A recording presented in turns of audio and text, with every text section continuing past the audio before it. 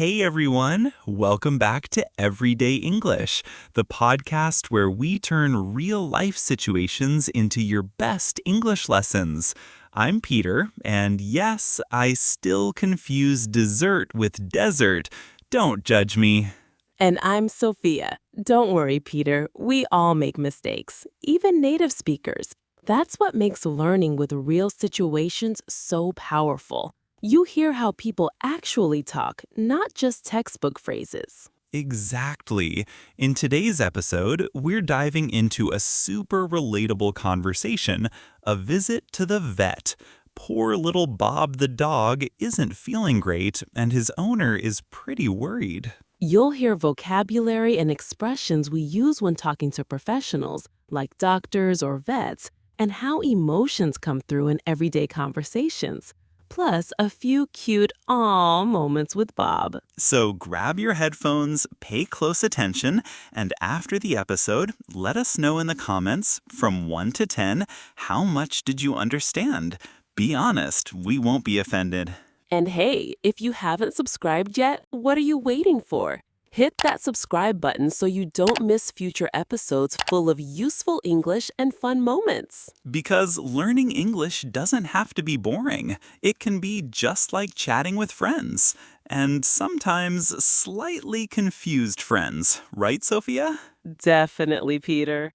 Especially if those friends are trying to explain a fever in English while their dog is barking in the background. All right, let's jump into the episode. Get ready to learn, laugh, and maybe fall in love with Bob the dog. Let's go. And remember, listen actively, repeat out loud, and don't be afraid to rewind. That's how real progress happens. Good morning. Welcome to the clinic. I'm Dr. Parker, the attending veterinarian, and you are... Good morning, Doctor. I'm Anna, Bob's owner. He has these sad little eyes. Nice to meet you, Anna, and a pleasure to meet Bob as well. Can you tell me how he's feeling? He's been lethargic, doesn't want to play like before, and he vomited twice yesterday. I see. Since when have you noticed these symptoms? Since the night before last, I noticed he didn't eat properly and was just lying around. Does he have any prior health conditions? Are his vaccinations up to date? He's healthy, no history of serious illness, and all his vaccinations are current. Great. How old is Bob? He's 3.5 years old, a German Shepherd who was very active until a few days ago. Perfect. I'll examine him carefully. May I touch him to check his temperature and listen to his heart? Of course, go ahead. He usually gets a bit tense, but I trust you. Bob, calm down, buddy. All right. I'm feeling a slightly elevated temperature. I'll get the stethoscope. Wow, he has a fever? I'm worried. The fever's mild, around 38.5 degrees. It's not very high, but we need to investigate. What could it be, Doctor? A flu? Some infection? It could be a gastrointestinal infection, a virus, or something he ate that was spoiled. Did he have access to anything unusual? I changed his food last week, but he ate normally before. Maybe he sniffed something on the street? He might have eaten something inappropriate. I'll listen to his abdomen to check for pain or abnormal sounds. He seemed to whine when I touched his belly yesterday, and his belly makes a weird noise. Yes, there are louder sounds indicating possible gastrointestinal discomfort. I'll order a blood test. Sure, do whatever is necessary. I want to find out what's going on. I'll collect a small blood sample. Excuse me, Bob. Stay calm, Bob. It won't hurt much. All done. Now I'll quickly analyze the results. In the meantime, I'd like to know if he's drinking water normally.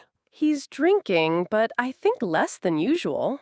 That could be a sign of mild dehydration.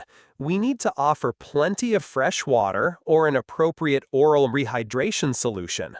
Okay, I'll make sure. He's also been quieter, doesn't want to play. That's normal with a fever. We'll treat him with a mild analgesic and monitor his progress over the next 24 hours. Does he really need something to get better quickly? I'm afraid he might get worse. The medication will help reduce inflammation and pain. Also, will keep his diet light these days. What kind of diet should I give him? Veterinary prescription food for sensitive stomachs, or boiled chicken without seasoning with rice. Okay, I'll prepare that. Can I feed him now? Wait another hour for the medication to take effect. After that, offer small portions. All right. And about the medicine, what's the dosage? I'll prescribe one daily dose in the morning for 3 days. Follow the instructions exactly.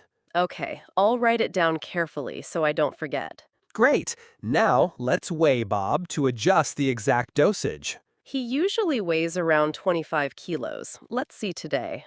Exactly. He's 24.8 kilos, very close to what we expected. Oh, okay. So the dosage stays the same? It's the same, we just adjust according to the actual weight. Since he was training a lot, he might have lost a little. He's been running less these days because of the cold, but still. I understand. Besides the medication, I recommend rest and a quiet environment. Avoid long walks until he gets better. I'll keep him at home more. But about vaccinations, is he up to date? Yes, the next shot isn't until October. We can bring it forward if needed, but I don't see urgency. That's good. When should I bring him back for a follow-up? Schedule a follow-up in 2 days to reevaluate his temperature and clinical signs. Perfect. And if he worsens before then? If he has severe vomiting, diarrhea, or extreme lethargy, bring him in immediately. Understood. I'll watch for everything. Any other questions, Anna? Just about puppies. I'm thinking of adopting one another day. How do I prepare? Excellent idea. Puppies require a complete vaccination schedule, deworming every 3 months, and early training. Oh, great. I'll learn more about vaccines. Bob is already fully vaccinated. Yes, he's up to date. When you bring one home, follow a semi-annual geriatric checkup to keep him healthy into old age. Geriatric? Bob is still an adult, not a senior. Exactly. I only mention that so a puppy can grow into a healthy senior. For now, keep annual general checkups. Right. I feel more at ease knowing that. Do you have other pets at home? No, only Bob, but I'm considering the company of another puppy. Then take care to socialize them slowly, introducing them gradually. Noted. Thank you for the guidance. You're welcome. I'll prepare the prescription and the recommended diet. Thank you, doctor. I feel more reassured. Here's the prescription and instructions. If you have any questions, call the clinic. All right, we hope you enjoyed that in-depth vet visit dialogue.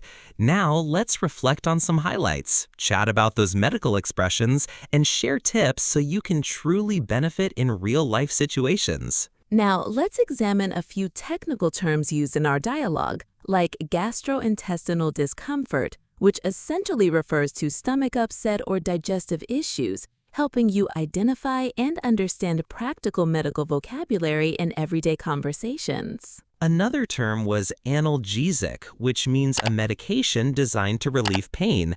In casual speech, you might simply say painkiller or pain medicine, so it's important to know both formal and informal expressions. We also mentioned auscultate, a more advanced word for using a stethoscope to listen to heart or lung sounds, although most people would just say listen to his heart in everyday language to keep things simple. Recognizing when to use precise medical jargon versus simpler language is key.